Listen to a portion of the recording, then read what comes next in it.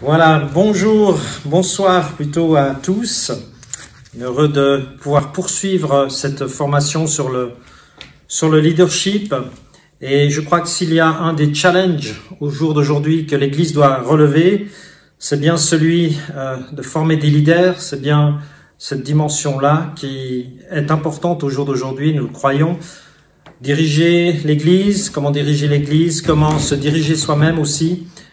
Toutes sortes de choses qui sont importantes de connaître et pour mieux affronter les difficultés, les challenges qui vont se représenter. J'ai quelques pensées juste avant de venir à ces trois tableaux, mais aussi apprendre à se mettre à disposition et à être droit dans ses bottes, être en phase, être aligné avec qui on est, avec son appel, avec ses capacités, et dégager dans nos vies un sens de la confiance en soi.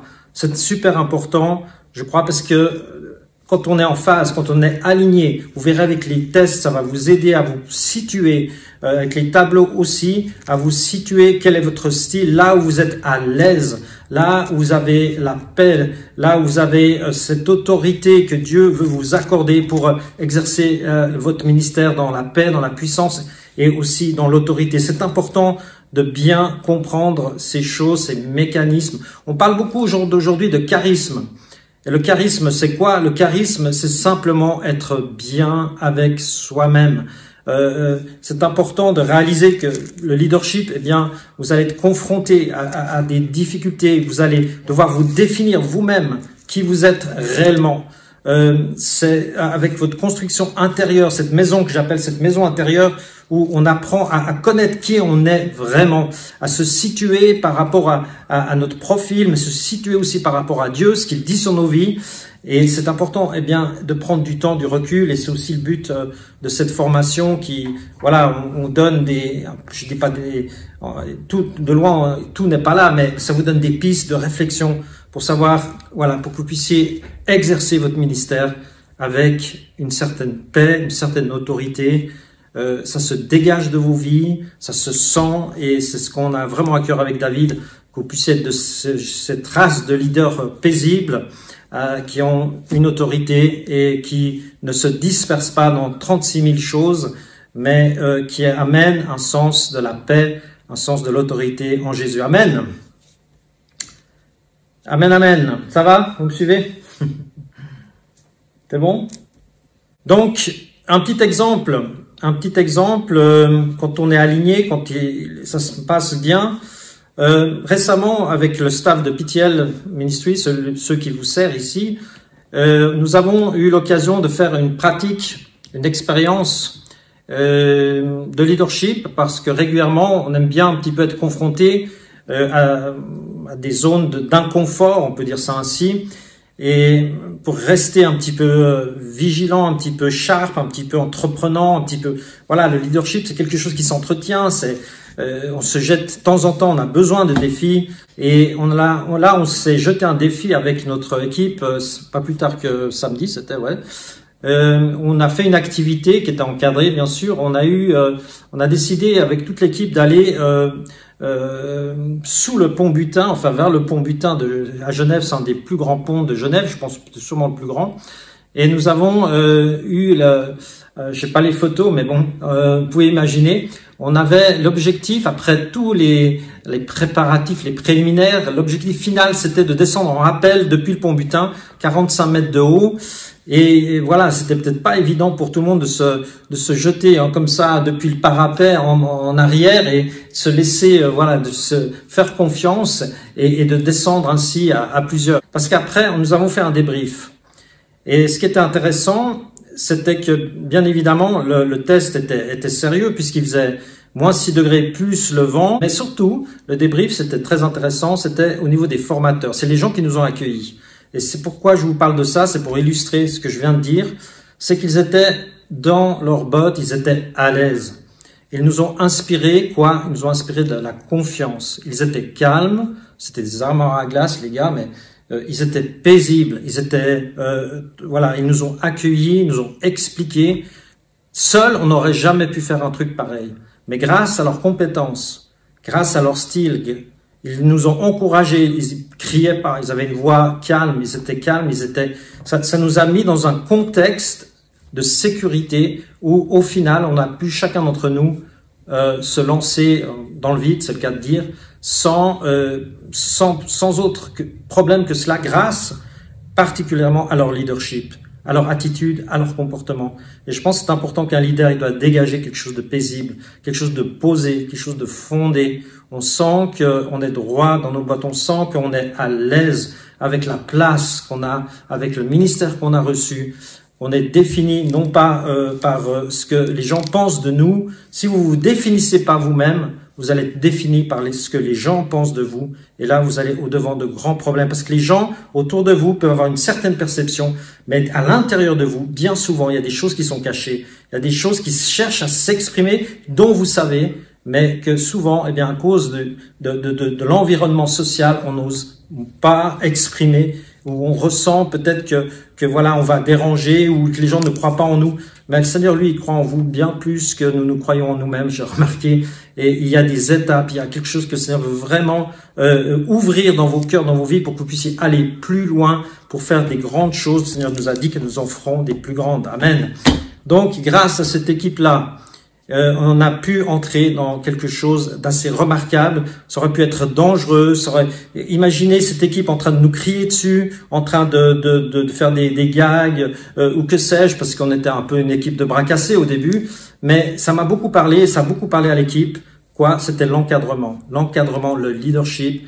Et ça m'a beaucoup parlé aussi pour l'Église. Les leaders doivent être à l'aise, droits dans leurs bottes. Ils doivent dégager une autorité, ils doivent dégager une paix intérieure, ils doivent être à l'aise avec l'appel que Dieu leur a confié.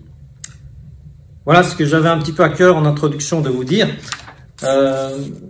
parce que je pense que c'est important aussi. Voilà. Alors, nous allons regarder à ces fameux 3 tableaux, enfin qui sont 4.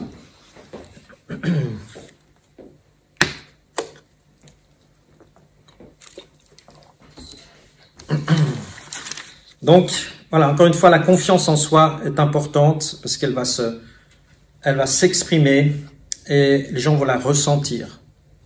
Si vous êtes stressé, on peut des fois être déstabilisé. Moi, je l'étais lundi passé. Mais c'est occasionnel. Mais si c'est permanent, c'est peut-être que vous n'êtes pas dans le bon tableau, ou c'est peut-être qu'il y a quelque chose qui cloche, vous avez pris des habits trop grands, ou vous êtes dans un appel qui ne vous convient pas. Il y a plein de personnes, je m'excuse d'insister, mais c'est des choses que j'ai vraiment à cœur de partager. Il y a des gens qui sont dans des fonctions qui ne leur conviennent pas. Et c'est un drame. Et Dieu a un cadre pour toi, il a quelque chose de précis. Peut-être qu'il faut réajuster tout simplement ton appel, comme je vous ai parlé l'autre fois, de voilà la différence qu'il y a entre les managers et les leaders. C'est une chose très très importante pour que vous puissiez réajuster. Je prie vraiment, au travers de cet enseignement, vous puissiez, avec aussi le 10 qui viendra tout à l'heure, que David vous partagera, vous puissiez mieux vous identifier, mieux comprendre qui vous êtes, et puis d'être posé, d'être bien dans vos baskets pour faire quelque chose d'extraordinaire, pour faire avancer le royaume de Dieu dans cette région, dans cette ville, pour la gloire de Dieu. Amen. Voilà, donc j'ai parlé aussi des 3 tableaux. Vous vous souvenez des sustainers, des spécialistes, et c'est important. Je vais juste revenir très brièvement là-dessus parce qu'ils sont super importants. C'est des personnes donc qui aiment les choses qui sont cadrées, qui aiment les choses, qui n'aiment pas trop faire 36 000 choses, mais qui sont excellentes dans leur appel, dans ce qu'ils savent faire.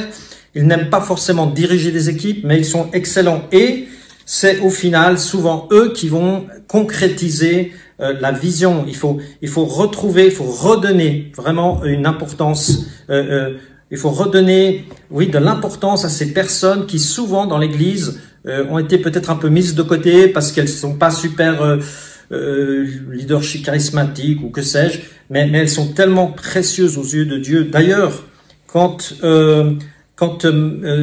Moïse a dû construire le tabernacle, et l'arche de l'Alliance, Dieu a choisi des hommes, des spécialistes. Je vous lis juste le verset dans Exode 31, versets 1 à 11. Et l'Éternel parla à Moïse, disant, « Regarde, j'ai appelé par leur nom Betsaël, etc., etc. Je les remplis de l'Esprit de Dieu en sagesse et en intelligence et en connaissance. » Ça, c'est extraordinaire. Pour toutes sortes d'ouvrages, pour faire des inventions, pour travailler l'or, l'argent, l'airain, pour tailler des pierres, enchâsser et pour tailler le bois, afin d'exécuter toutes sortes d'ouvrages.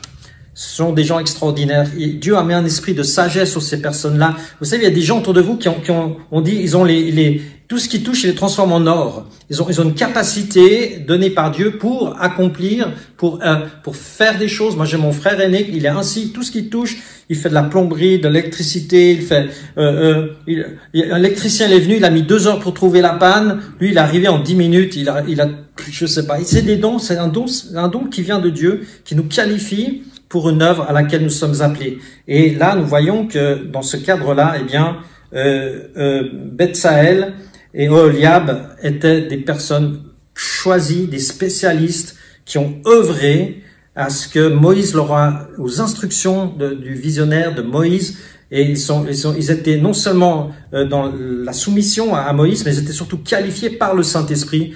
Et ça, c'est extraordinaire de comprendre que le Saint-Esprit aussi nous qualifie pour des œuvres manuelles, pour toutes sortes d'ouvrages. Amen. Voilà, donc ce sont des personnes qui ont des capacités, qui sont capables d'adhérer à une vision, qui ont de la volonté et surtout qui ont de la persévérance. Yes, Lord. Ok. Ça va? Vous me suivez toujours? Ok. Ah, il y en a deux qui me suivent en tout cas. 3, 4. Allez, encore un. Ouais, c'est bon, j'ai tous. J'ai le full set. Ok. Ensuite, nous avons vu la différence qu'il y a entre un manager et un leader. Alors, le manager, c'est le côté hémisphère gauche, c'est-à-dire plutôt l'analytique. On l'a vu, c'est une personne qui aime analyser. C'est une personne qui aime être dans les bureaux, dans les statistiques. Quand ils viennent sur une estrade, ils vous parlent de chiffres tout le temps, de statistiques. On a 30% de nouveaux convertis. Ils sont dans leurs chiffres. Ils sont admirables. Et puis nous, pour certains, bon, oui, on écoute, c'est bien, c'est tous ces chiffres-là. Mais pour eux, ils sont passionnés, ils sont là-dedans. Voilà, ils sont pas franchement impliqués avec les gens parce que ils sont dans leur projet plutôt. Et quand on a des pasteurs un peu managers, des fois il y a un peu une froideur. On dit c'est pas un berger. Enfin, on dit à peu près de tout le monde qui ne sont pas des bergers, hein, de soit dit en passant. Une fois la définition de qu'est-ce que c'est qu'un berger, c'est-à-dire la mission impossible, numéro 5 ou 4, je sais plus. Bref, alléluia. Je fais rire David, donc je suis content. Du coup, j'ai perdu le fil. Je suis désolé.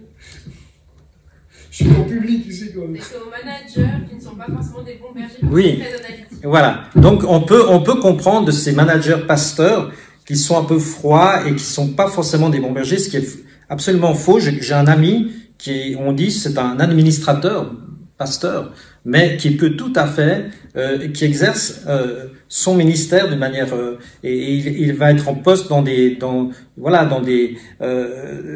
groupes, etc. Il a une autorité, il a un développement intellectuel, il a tout ce qu'il faut, et il fait partie de ces personnes-là qui acceptent les responsabilités, qui sont peut-être un peu rigides, mais qui se tiennent au programme, qui délèguent, mais avec précaution, voilà. Donc il y a une espèce d'autorité un peu formelle autour d'eux. Voilà. Le leader, lui, on a vu que c'était autre chose. C'était l'hémisphère droit, donc plutôt l'intuitif. Donc vous voyez la différence. Les leaders, ils fonctionnent à l'instinct, ce qui peut être déstabilisant pour évidemment un manager super analytique. Ce sont un peu des instinctifs qui perçoivent les choses, qui les saisissent, qui ont cette capacité de pouvoir décider rapidement en fonction de tous les paramètres qui se présentent. Le leadership, c'est quoi? C'est décider. Eh oui, il faut décider. Et plus on monte dans le leadership, plus on doit décider, et plus on se retrouve seul en train de décider. Et il y a une espèce de solitude dans le leadership, dans les choix. Plus on a des responsabilités, plus on doit choisir, on doit décider. Et nous sommes aussi, entre guillemets, dans le monde, à payer pour décider. On est payé pour ça, on est payé pour gérer les problèmes. Eh oui. Donc, dans l'Église, c'est un peu... pas tout à fait comme ça, mais ça peut l'être aussi. Parce qu'on n'est pas payé. Parce qu'on n'est pas payé. Mais il y a quelque chose de cela. Et je crois que le leader donc le leader lui va donc avoir cette capacité de faire les choix rapides. Comme je dis souvent, il y a des paramètres qui bougent autour, et au jour d'aujourd'hui, on voit que les paramètres sont en train de changer, les paradigmes même changent, et c'est pour ça qu'on a besoin des leaders, les instinctifs de Dieu, ceux qui ont cette dimension apostolique prophétique, qui perçoivent les choses. Vous savez, les grandes entreprises sont prêtes à payer des millions à des visionnaires pour leur dire quelle sera la tendance dans les 10 prochaines années. Ouais, on ne va pas dire de marque, mais dans une certaine catégorie de voitures allemandes de qualité, ils ont payé un gars, ils l'ont fait venir, ils l'ont payé, je crois, j'ose même pas vous dire le nombre de millions qu'ils l'ont payé, juste pour leur dire, voilà la tendance, et il est venu avec une équipe, une semaine, et ils leur en ont mis plein la vue, ils sont repartis, et voilà tout ce qu'ils ont fait. Ça, c'est pas top. Donc, en tant que chrétiens, nous avons l'Esprit de Dieu. Nous avons la révélation. Et nous devons être attentifs, nous dit la parole de Dieu, au temps qui sont là, au temps d'aujourd'hui, d'interpréter, de comprendre les temps qui viennent. Et au jour d'aujourd'hui, on va avec le Covid et tout ce qui parle, les changements de paradigme nécessitent des leaders. Et je crois que on est en plein dans la cible avec cette formation leadership que tu as instaurée, David. C'est le temps où Dieu veut lever, pas que des pasteurs. Quelqu'un a dit ici, l'Église, elle a formé des pasteurs, mais elle n'a pas encore eu l'occasion de former des leaders ou quelque chose comme ça. C'était peut-être un peu plus carré, mais on va assouplir un peu. Et je crois que c'est important qu'aujourd'hui, effectivement, on comprenne ces choses et qu'on se lève et qu'on lève les leaders par la grâce de Dieu, en oubliant, vous savez, tout cet arrière-plan. En parlant, je sens tous les mécanismes religieux qui sont là, qui tournent, en disant oui, on peut pas dire ça, on peut pas faire ça comme ça, il faut faire attention à ci, à tout ça, ça. Écoutez, je crois qu'à un moment donné, quand on dit qu'il faut aussi renoncer, il y a des choses auxquelles il faut renoncer, il y a des comités auxquels il faut renoncer, il y a des réunions auxquelles il faudrait renoncer, il y a des choses auxquelles il faut renoncer pour suivre le Saint-Esprit et suivre ce que Dieu nous demande de faire. Un peu d'humilité, c'est bien aussi. Yes, amen. Donc, voilà, donc vous vous souvenez, différence, manager, leader. Maintenant, visionnaire, j'ai jusqu'à quand à peu près? Si tu fais le visionnaire en 10 minutes, puis on peut faire le travail d'équipe. Ouais, d'accord. Alors, le visionnaire, qu'est-ce que c'est qu'un visionnaire? C'est une bonne question.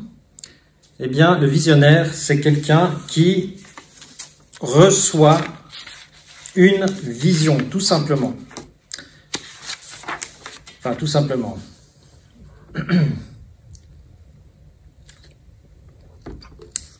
Je vais d'abord vous donner une définition de ce que produit une vision. Il n'y a rien de plus puissant qu'une vision.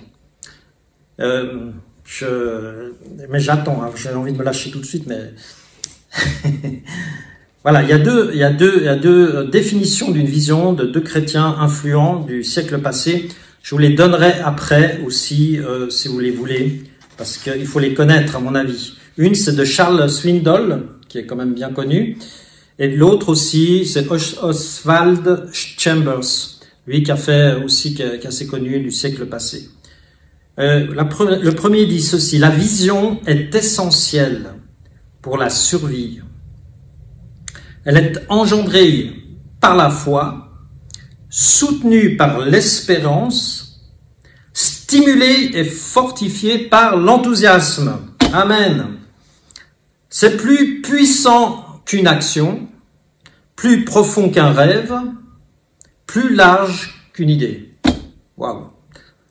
Même un miracle ne permet pas de survivre sans vision. Waouh! C'est violent, hein? Mais c'est tellement, tellement vrai. Il met des mots sur... Voilà, vous avez le paysage, la décrit de ce que peut produire une vision. Une autre vision aussi, une autre définition, pardon, celle de Oswald Chambers, que j'aime beaucoup aussi, qui est un peu plus aussi personnelle. Quand Dieu vous a communiqué une vision à votre esprit et que vous ne marchez pas à la lumière de cette révélation, écoutez bien, vous tomberez dans un esclavage que Dieu n'a pas désiré pour vous. Waouh! Vous ne pouvez plus être le même après que la vérité vous a été dévoilée. J'aime ça. Votre réponse personnelle à cette vision fait de vous soit un vrai et puissant disciple de Jésus-Christ, soit, au contraire, en revenant en arrière, un véritable déserteur. Waouh, ça c'est... Je sais pas ce que vous en pensez, mais waouh, ça nous inspire. Ce sont des personnes qui ont fait une différence dans leur génération. Voilà ce qu'elles disent. Moi, ça m'inspire. Je ne sais pas pour vous, mais quand on veut développer une vision, il faut lire, il faut se nourrir d'hommes et de femmes du siècle passé, lire leurs écrits, être voilà. Bon, bref, j'arrête. Mais il faut être dedans. Il faut s'imprégner. Il faut s'encourager aussi, parce qu'un visionnaire, qu'est-ce que c'est? Un visionnaire, c'est quelqu'un donc qui a reçu une vision de Dieu. Une vision de Dieu.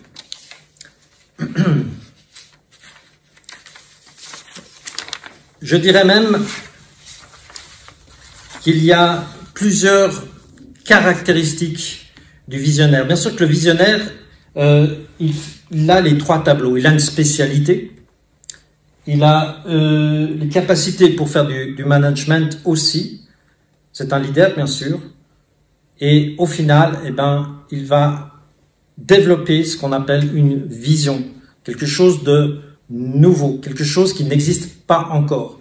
On parle de visionnaire quand il y a une vision, c'est-à-dire qu'on projette. Dieu vous donne la capacité de pouvoir voir les choses en avance. Il vous donne aussi la capacité de montrer le chemin quand les gens sont perdus. Quand il n'y a pas de vision, le peuple est sans frein. Le visionnaire va dire, ok, c'est là qu'il faut aller. Il y a une dimension prophétique, une dimension apostolique. David ici, vision pour Startup Ministries. Il sait où il va. Il a la vision, il a la conception dans son esprit. C'est bien ça, j'imagine. Hein. Pourquoi? Parce que Dieu lui a donné cette vision de mettre en place la Startup Ministries.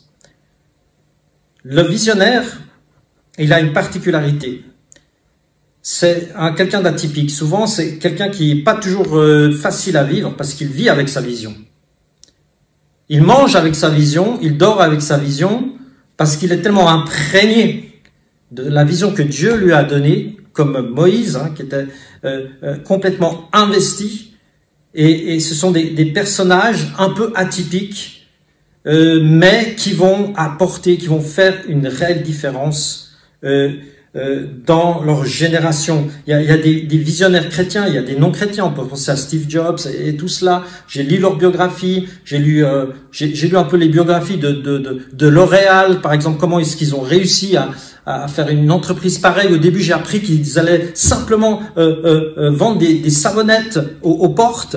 C'est juste incroyable. On pense on voit L'Oréal, on voit le grand truc, mais en fait, à la base, c'est quelqu'un de passionné qui voulait simplement vendre des savonnettes. C'est quand même fou. Enfin voilà, le visionnaire a une vision, c'est-à-dire qu'il a un objectif, il sait où il veut aller et il a l'étendue du paysage devant lui. L'intérêt que vous avez d'être avec un visionnaire, je peux vous dire laquelle c'est parce que j'ai quand même travaillé avec pas mal de visionnaires, c'est que les visionnaires, les vrais, je parle pas des rêveurs. Il y a beaucoup de gens qui pensent qu'ils sont visionnaires, mais ce sont des rêveurs. Je parle des vrais visionnaires, c'est-à-dire ceux qui sont incarnés, ceux qui sont capables de mettre en route non seulement de communiquer leur vision, mais aussi de pouvoir mettre en route des gens d'inspiration, des gens qui ont cette capacité à fédérer, à expliquer, à mettre en route autour d'eux. Ça, ce sont voilà ces visionnaires-là dont je parle. Eh bien, ils sont déterminés et ils sont des gens qui ne lâcheront jamais l'affaire. C'est pour ça que c'est une grande force de travailler sous des visionnaires, parce qu'ils vont pas lâcher leur vision. Ils vont pas la lâcher.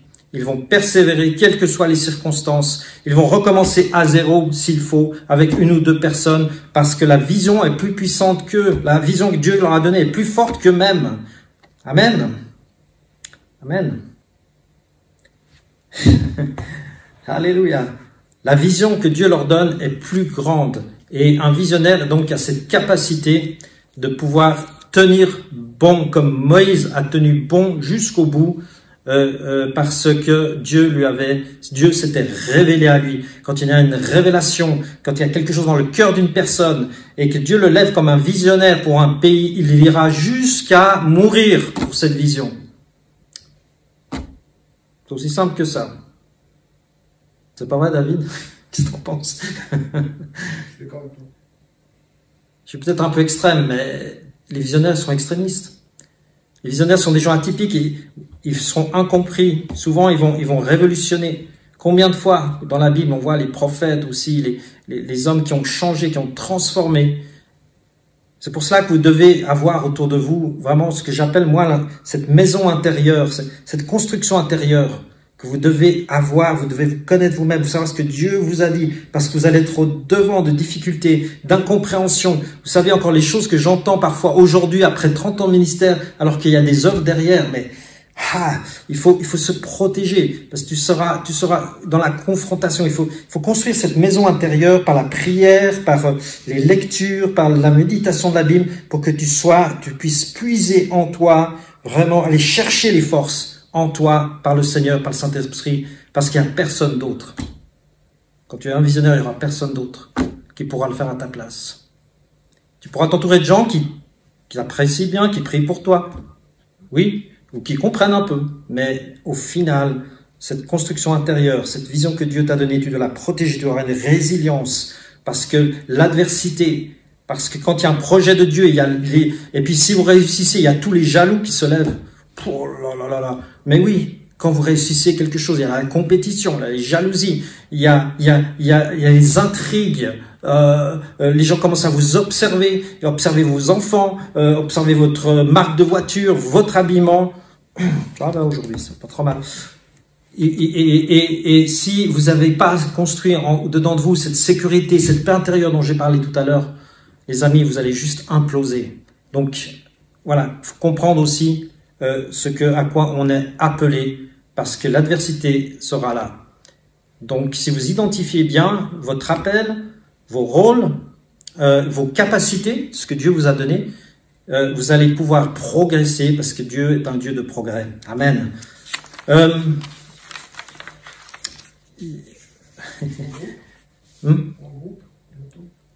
Oui. Donc, je vais juste encore dire pour quelques points pour le visionnaire, parce qu'on va passer au groupe. Merci David. Je suis passionné, donc là, je me lâche un peu. Mais ça va, David, tu valides. Bon, merci. Je suis soumis, hein, moi, il n'y a pas de souci. J'ai pas de problème. Il y a 5 caractéristiques. Je les dépeins rapidement. Il y a l'inspiration, vous pouvez noter. Vous pouvez noter quoi. Voilà. Ou je les note. Ou tu veux les noter? Je vais bien noter. Je suis bien assis, là, je suis bien sur... Je vois que t'es bien. Ouais, mais samedi, ça m'a tué ce truc. Merci David. Bon. Travail d'équipe. Ils ont pas notre connexion, mais c'est bon. Alors, le premier, c'est l'inspiration. Un visionnaire, il est quelqu'un qui a une inspiration, une révélation. Et qui surtout inspire. On dit inspired people inspire people. Que les gens inspirés inspirent les autres. Moïse, avait cette inspiration de Dieu. Il nous est dit dans Exode 36, 21, je pourrais vous donner aussi les références. Quand Moïse a parlé aux enfants d'Israël, qui étaient quand même particulièrement rebelles, on le sait, voilà ce qu'il dit. Tous ceux qui furent entraînés par le cœur et animés de bonne volonté vinrent et apportèrent une offrande à l'Éternel pour l'œuvre de la tente d'assignation. Les hommes vinrent aussi que les femmes, tous ceux dont le cœur était bien disposé, apportèrent des boucles, des anneaux, des bagues, des bracelets, toutes sortes d'objets d'or. Chacun présenta l'offrande d'or qu'il avait consacrée à l'Éternel. Voilà ce qu'a produit le leadership, le charisme, de l'inspiration de Moïse. Les amis, si vous êtes inspirés par le Saint-Esprit, les gens vont le ressentir.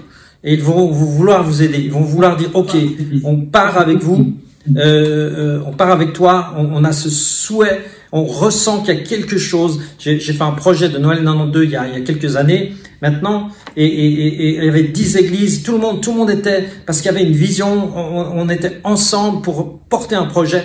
Et il n'y avait pas besoin de forcer les gens, il n'y avait pas besoin de courir après les gens, parce que quand tu as l'inspiration de Dieu, quand il y a quelque chose du Saint-Esprit qui t'a imparti et que tu transmets la vision, alors le Saint-Esprit, il agit aussi chez les personnes qui écoutent, et on voit que effectivement chez Moïse ça s'est passé. Ils apportèrent, mais c'est génial quand même. Moi ça m'est jamais arrivé encore. Je reçois des bagues et des bracelets, enfin bon. Mais voilà, j'ai reçu par contre de l'argent et parfois des grosses sommes. Ça pouvait aller même jusqu'à certains même millions. Et pourquoi? Parce qu'il y avait une vision. Un jour quelqu'un, pour faire court, m'a dit voilà, nous on n'a pas de vision, mais on a de l'argent. Toi, tu as une vision et tu n'as pas d'argent. Est-ce qu'il y a moyen de s'entendre? Mais authentique, j'étais au téléphone. Et j'ai dit, mais Seigneur, qu'est-ce qu'ils ont reçu? Ils ont reçu 10 000 francs, ça peut être sympa. Enfin bref, et peu importe, j'ai dit, ok, je viens, je présente le projet, j'ai présenté la vision, mon inspiration, je vais donner mes tripes, je me suis entraîné pendant une semaine avec c'était des transparents à l'époque, vous savez, on les mettait toujours dans le mauvais endroit, à l'envers, mais ils ont été touchés par l'action de l'esprit, parce qu'il y avait une vision qui était divine, qui venait de Dieu. Et ils m'ont accordé pas mal d'argent. Il y avait à la base plusieurs millions, mais j'ai pas reçu tous les millions, mais quelques-uns peut-être. Je sais plus. Voilà, bref, tout ça pour dire que l'inspiration inspire. Inspired people inspired. Pensez-y. Si vous n'êtes pas inspiré, n'imaginez pas que vous allez pouvoir inspirer qui que ce soit. C'était un grand américain là qui disait je passe mon temps à essayer d'être moi-même motivé. Veille sur ta motivation, veille sur ton inspiration. Si t'es pas inspiré, si t'as pas envie d'aller à la réunion de prière, quand tu vas arriver, voilà, il faut veiller à ce qu'on soit connecté. C'est pour ça qu'il faut renoncer à beaucoup de choses pour rester frais dans la vision et que Dieu nous a donnée. Deuxième chose, la clarté. Deuxième point, la clarté. Ouais, d'accord. Clarté, donc soyez clairs. Tout ce qui est confus ne vient pas de Dieu, ou alors a besoin d'être clarifié. Une ou deux phrases, clarté égale autorité. Quand c'est brouillon, ça attire personne. Quand c'est flou, c'est pas de Dieu. C'est quelque chose qui... Satan, lui, il se déguise dans la confusion. La clarté. Voilà. Troisième point, compréhension et stratégie. Bien sûr que David vous a parlé de la stratégie. Dieu a donné à Moïse une stratégie, bien sûr, comment construire le tabernacle, les agrafes, les planches, les barres, les colonnes. Il y avait une stratégie, c'était propre, il y avait un modèle. Et point 4, l'autorité. Et oui, Dieu va vous accorder l'autorité en tant que visionnaire, parce que Dieu sait ce qu'il fait. S'il vous donne la capacité d'entreprendre, il va aussi vous donner l'autorité et l'onction pour le faire.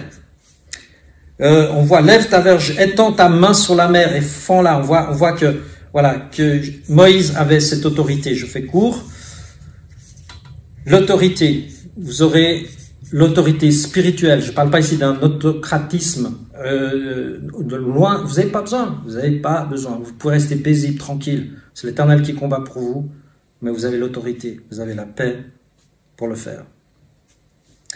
Dernier point, responsabilité. Vous avez une responsabilité, bien sûr. On voit que Moïse, à un moment donné, on voit que le peuple part à volo et on voit que Moïse va crier et va prier l'Éternel. Et on voit le feu de l'Éternel s'alluma parmi eux et dévora l'extrémité du camp. Le peuple cria à Moïse. Et qu'est-ce qu'il fait Moïse? Débrouillez-vous, tranquille, c'est votre problème, vous n'avez pas voulu suivre mon truc, débrouillez-vous, vous l'avez bien mérité, vous êtes punis. Non, Moïse, qu'est-ce qu'il fait? Il pria l'Éternel et le feu s'arrêta. Il était tellement imparti dans sa vision qu'à un moment donné, c'est plus fort que nous. Il y a quelque chose de divin, quelque chose du Saint-Esprit qui nous pousse à intercéder, non pas pour nous, parce que franchement, qui sommes-nous? Mais pour la vision, parce que la vision est plus grande que nous, parce que Dieu est en train de faire est plus grand que nous, et peut-être poursuivra dans les générations futures. Peut-être nos enfants de nos enfants. Donc, voilà. En résumé, donc, inspiration. Soyez inspirés. Clarté dans votre message. Apprenez, et j'espère, plus on monte en leadership, plus on est concis. Moins on fait de flou-flou. Vous savez, il y en a, ils en mettent des caisses, des tonnes. Non, la clarté. Plus on monte dans le leadership, j'ai vu, plus on est posé, plus c'est clair, plus c'est impec. Vous avez vu, David, là, c'était posé, c'est impeccable. Stratégie. Aussi, avoir une stratégie, David vous en a parlé. La force de l'opération Josué, 4 ans de prière ici à Genève, c'était quoi? C'était la stratégie. On a prié, on a fait tout ce qu'il fallait, mais pourquoi? Parce que derrière, il y avait une stratégie de 4 ans qui a été établie clairement, c'est qui nous a permis de fonctionner pendant 4 ans. Sans la stratégie, on faisait 2 mois, dans le meilleur des cas. Mais avec une stratégie, avec une vision qui était donnée, claire, établie, validée aussi par les anciens, validée par le réseau évangélique, parce qu'on partage des choses, il y a beaucoup de choses à dire, mais bref. L'autorité, on a l'autorité de ce que Dieu nous confie. Des fois, je dis, mais Seigneur, vous savez, il y a un peu le syndrome des fois de l'imposteur, hein, qui vient en psychologie du leadership. On connaît bien ça, parce qu'on se dit, mais qui suis-je finalement pour faire ça, hein, parce que voilà, et puis on culpabilise, et puis il y a plein de choses, puis l'ennemi vient, puis le Seigneur m'a dit, si je te donne la révélation, je te donne aussi l'autorité qui va avec. À cause de la révélation que tu as eue, tu es légitime, tu es légitimé par la révélation. Voilà. Bon, voilà, c'est à travailler. Et la responsabilité aussi, donc vous êtes responsable, vous avez des comptes à rendre. Si vous avez personne sur vous, eh ben trouvez des personnes parce que vous avez aussi des comptes à rendre, une responsabilité par rapport à la vision que Dieu vous a donnée par sa grâce. Voilà.